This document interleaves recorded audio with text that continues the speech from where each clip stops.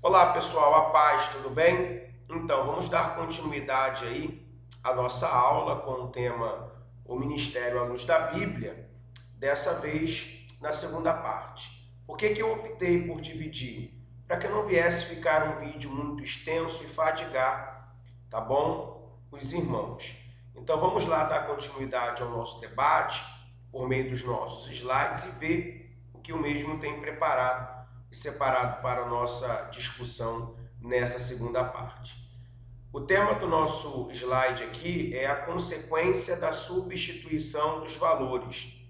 Só trazendo um pouco a memória da nossa primeira parte, onde por meio do pensador, registrado lá na nossa primeira aula, ele veio sublinhar algumas situações que são muito relevantes, O consumismo cristão, onde as pessoas elas vão ao culto apenas para pedir, apenas para poder resolver as suas próprias situações, a falsa compreensão do que de fato é ser evangélico, a situação da liderança quando ela não é bíblica, entre outros assuntos. Trabalhamos ali na primeira parte também um processo de comparação do que o pensador estava tratando ou propondo, não é mesmo? Com a nossa realidade, conseguimos identificar muitas situações que ele apontava para acontecer e que hoje se tornou uma realidade tão clara em nosso meio que virou comum lidar com essas situações sem que elas nos proporcione algum tipo de aflição, de dor, de tristeza ou até mesmo de incômodo, Então vamos dar sequência aí a esse debate, a esse diálogo. Primeira proposta aí é identificar que valores não cristãos são verificados dia a dia nas igrejas, como também na vida dos cristãos, de maneira que, em vez de procurar servir uns aos outros, muitos buscam o seu próprio sucesso. 2 pontos quero trabalhar com vocês aqui nessa primeira proposta. A primeira é a compreensão de que muitas pessoas não possuem, que a vida do cristão não é analisada pela pregação do livro. A vida do cristão ela é analisada pelo método ou pelo estilo de vida que ela tem no meio daqueles que não possuem. Quando a Bíblia trata por meio da boca do profeta Abacuque, quando mesmo diz que o justo vive pela fé, essa ideia de viver pela fé não é viver de uma fé que eu não enxergo, mas que eu creio. Esse justo viverá pela fé nos conota a ideia de ter uma postura condizente com a palavra que se prega ou com Deus que se serve. Por que o justo vive pela fé? O justo vive pela conduta que ele tem, pela boa índole que ele possui, pelo caráter que ele tem, pela ética que ele tem, pelos bons costumes que ele possui. Um grande pensador já dizia que pregue o evangelho e se for ou quando for necessário, você faça a utilização das suas palavras. Então eu não sou o que eu prego, eu sou o que eu vivo. O meu comportamento, ele fala mais do que as minhas palavras. Eu posso, como você, pregar muito bem, falar muito bem, ensinar muito bem, mas viver muito mal. O que vai atrair as multidões, o que vai de fato mudar a vida de alguém, é o comportamento dela, tanto na presença de quem é crente, quanto na presença, e principalmente na presença de quem não é. A segunda proposta que eu quero trabalhar com vocês aqui é a forma como essas pessoas decidiram viver. Elas não estão preocupadas ou ocupando o seu tempo, investindo a sua fé em ajudar o próximo, mas sim buscando o seu próprio sucesso.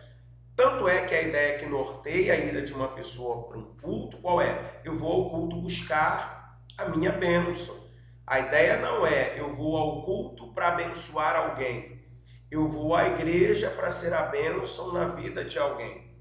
Quando nós analisamos o contexto histórico da Bíblia, nós vamos visualizar que todos os personagens que foram chamados por Deus e marcaram a sua história foram pessoas que decidiram ser bênção na vida das outras, a começar com Abraão. Abraão recebe uma palavra da parte de Deus, aonde a mesma dizia: sai da tua terra, sai da tua parentela, do lugar onde você mora e vai para um lugar que eu ainda te mostrarei. E tu, Abraão, serás uma bênção. Não é terás, é serás uma bênção. Então Abraão, Isaque e Jacó foram uma bênção. Moisés e Josué foram uma bênção. Todos os apóstolos foram uma bênção. Todos os profetas foram uma bênção. Todos os juízes foram uma bênção. Todos os discípulos dos apóstolos foram uma bênção. Jesus foi uma bênção. A única geração que inverteu o papel de ser uma bênção para querer uma bênção é a nossa. Todos os outros que nos antecederam foram uma bênção nas mãos de Deus. Nós queremos as bênçãos que estão nas mãos de Deus. Olha a inversão de valores. É por isso que na atualidade o máximo de milagre que por vezes nós encontramos é uma cura de uma dor de cabeça. Quando foge essa realidade, vira algo supervalorizado. Parece que Deus nunca operou aquele sinal e aquela maravilha e desceu na terra para fazer algo novo. É porque nós estamos muito preocupados com as nossas próprias necessidades, ou como diz aí o texto do slide, com o nosso próprio sucesso. Sucesso hoje é a representatividade na mente de muitos cristãos de que Deus está aprovando as suas atitudes, e nem sempre o é, beleza? Segundo ponto aqui é que no lugar do altruísmo, o que nós visualizamos? 3 pontos. Uma divisão enorme dentro da igreja, né? Grupos fracionados de ponta a ponta, panelas quase que explodindo, facções, né, claras dentro da igreja, muito parecido com as facções que nós encontramos, né, nas grandes cidades, por meio do tráfico de drogas, da milícia, né? Exatamente isso que acontece dentro do corpo de Cristo, quando não deveria acontecer. Uma divisão clara, eu não digo uma divisão de pessoas que, eu gosto de comer pizza, outra gosta de comer hambúrguer. Por isso eu ando com quem come pizza e o outro prefere andar com quem come hambúrguer. Eu torço para um time, então eu vou andar com aquele grupo, em contrapartida, né, o outro grupo faz o mesmo. Não se trata disso. Isso é muito comum, você andar com pessoas que dialogam como você, que gostam das mesmas coisas que você, que frequentam os mesmos lugares que você, que tem uma história, né, com você. É comum nós nos identificarmos mais com uma pessoa do que com outra. A questão aqui é que as pessoas estão se tornando inimigas dentro da igreja, né? Facções onde um grupo está todo o tempo querendo vencer o outro. E hoje em dia é muito comum nós visualizarmos, né, pregadores do evangelho, sabedores que no evangelho de Mateus, ali o esqueleto do evangelho, né, o sermão do monte, ali a bem-aventurança do nosso irmão Jesus, aonde ele vai retratar uma ideia: bem-aventurados são os pacificadores, porque eles serão reconhecidos ou chamados de filhos de Deus. E hoje parece que os pregadores identificaram esse processo de divisão e salientam ainda mais esse processo, colocando um grupo contra o outro. É muito comum nós visualizarmos mensagens de pregadores onde um grupo, ao ouvir, né, aquela mensagem, grita: fala Deus, pegou, hein? Aí o pregador massageou o ego de um, agora precisa massagear o ego do outro grupo. Aí fala, e o outro grupo fala Deus, te achou, né? E aí fica aquela divisão, né? Do lado A com o lado B, e o novo convertido ali no meio dessa pancadaria toda. A pessoa que não se converteu não sabe se vai se converter a Cristo, se vai se converter ao público do lado A, do lado B, com quem ele vai ficar, e aí ele opta por ficar fora da igreja e não dentro dela. Segundo ponto é o espírito de competição, que logo gera a inveja, né? Porque as pessoas hoje elas estão muito competitivas. Eu quero pregar mais do que ele, eu quero cantar mais do que ela, eu quero estar mais bem vestida do que ele ou do que ela. Então, quando o outro está ministrando, eu faço de tudo para não ser colaborativo com o ambiente, né, para não favorecer quem está pregando, para não favorecer quem está cantando, ou tendo algum tipo de oportunidade de se expressar no meio daquele culto a Deus. Então eu quero ser o melhor.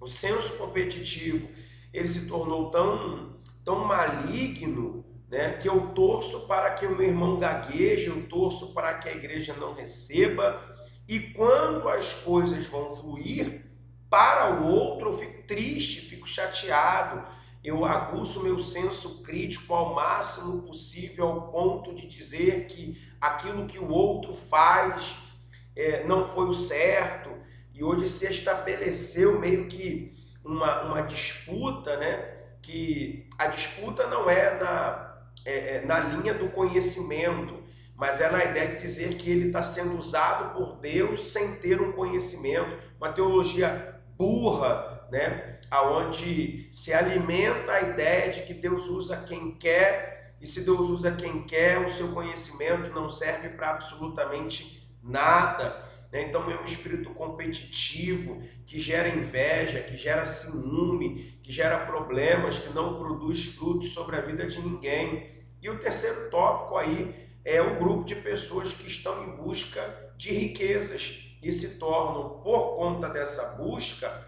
avarentos. Pessoas que não conseguem lograr êxito em suas ações, porque Deus não promete riqueza, Deus promete prosperidade. Prosperidade é o contentamento com aquilo que se tem. Riqueza é a intenção de se possuir coisas pelo simples prazer de ter. Com isso a pessoa se torna avarenta. Tem muitos avarentos dentro das igrejas, aonde a pessoa ela é tão pobre, mas tão pobre que a única coisa que ela possui é dinheiro. É pobre de espírito, é pobre de respeito, é pobre de moral, é pobre de ética, pobre de senso crítico, pobre de conhecimento, pobre de sabedoria, pobre do maior dom e do maior fruto que a Bíblia nos propõe, pobre de amor ao próximo. Beleza, pessoal? Até aí tudo bem, ok? Então vamos seguir. Outro tópico aí, ainda com a consequência dos valores. Esse desagradável quadro do cristianismo também é fruto da omissão do ministério pastoral, considerando que, dentre suas funções, é incumbência do pastor viver a verdadeira vida com Deus por meio das Escrituras Sagradas, e ensinar isso à Igreja de Jesus. Mas em muitas situações o ensino das Escrituras tem sido deixado de lado, porque muitos já não têm a palavra de Deus como centro de suas vidas, como do seu ministério. Aqui, muitos líderes, né, muitos pastores, muitos líderes de departamentos, eles se sentem meio que coagidos, assim como Arão foi coagido pelo público, né, a construir um bezerro de ouro para substituir a figura de Moisés, que havia subido ao monte e ainda não tinha retornado. O povo se desespera, pressiona Arão. Arão se sente coagido e acaba fazendo o que o povo desejava que fosse realizado. Tem muito pastor sendo coagido por ovelha, tem muito pastor sendo ameaçado por grupos, né, malignos dentro da congregação, que só pensam no seu bel prazer. Então o pastor meio que se sente só, solitário, sozinho, tendo que, como um siri na lata, essa é a palavra certa, né? Tendo que ter um equilíbrio elevadíssimo para poder ministrar uma palavra, administrar o processo. E dentro dessa situação, muitos não suportam, fecham as portas ou até mesmo caem em uma profunda crise depressiva que acaba culminando, por muitas vezes, no seu próprio suicídio. Então, ame o seu pastor, né? Entenda as mazelas dele, porque não é fácil liderar, principalmente quando você é coagido por determinados grupos dentro da igreja que existem, né? Grupos influentes, pessoas que se reúnem. Pessoal, perceba que ao longo da história, principalmente no período de Moisés, Moisés enfrenta muitas situações, tá? Existia um levita chamado Corá, ou Coré, como queiram, que lidera 250 homens contra a liderança de Moisés. Moisés se sente tão coagido quanto Arão. Arão foi coagido e construiu um bezerro. Moisés foi pressionado e feriu a rocha. Para você ver o poder que esse grupo de influência maligna dentro da igreja tem na vida da liderança.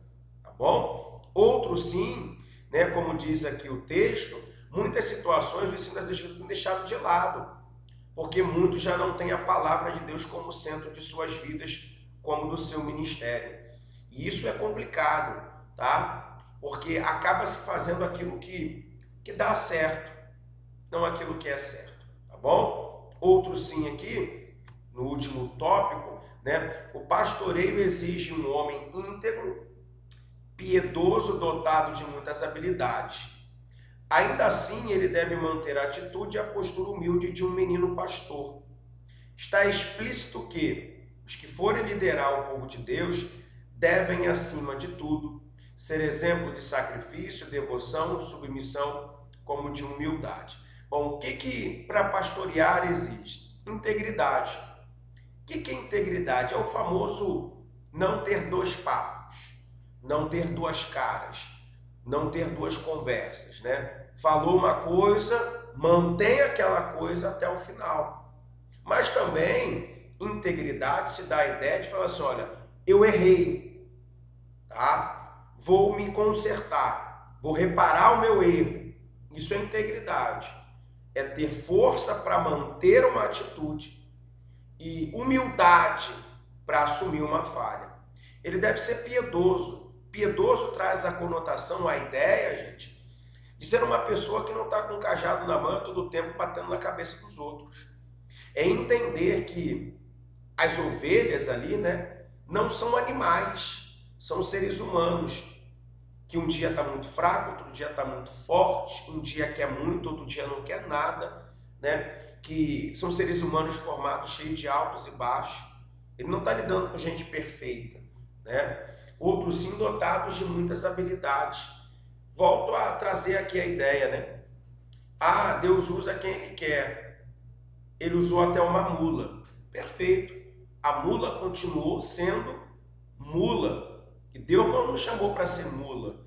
Nos chamou para ser povo de propriedade exclusiva dele, ferramenta viva e eficaz nas suas mãos. Então, uma vez que eu me torno um líder, eu preciso, né, fortalecer as minhas habilidades e ir atrás de outras. Deus não faz um ser humano vazio de habilidade, né? Nós não somos um vaso vazio. Todo ser humano tem uma característica original de fábrica, né? Uma habilidade, né, concedida por Deus para a finalidade de glorificar o nome de Deus. Basta nós identificarmos qual é a nossa habilidade, fortalecermos ela, dar crescimento a ela e adquirirmos novas outras habilidades. Até porque o mundo se moderniza a todo tempo e em todo momento. Logo, existe a necessidade de nós nos atualizarmos constantemente, tá? Ele deve manter a postura de humilde, de um pastor menino, ou seja, nunca se achar o último biscoito daquele pacote, a última coca retornável do deserto, né? Então ele deve ter sempre a sensibilidade de ser humilde, tá? E está explícito que os que forem liderados devem ser, acima de tudo, exemplo de sacrifício. O primeiro a fazer é o líder, o primeiro a ter devoção é o líder, o primeiro a ter submissão à obra é o líder e o exemplo de humildade deve ser o líder. Então o líder é o exemplo da tropa. Então ele deve ganhar os seus liderados pelo exemplo. Exemplo de devoção, de submissão, de humildade, como também de sacrifício. Beleza, pessoal? Espero ter me feito claro nesses dois tópicos aí, né? Parte 1 e parte 2, e que vocês tenham sido alcançados de alguma forma por esse conhecimento expressado aqui, beleza? Deus abençoe, fiquem na paz.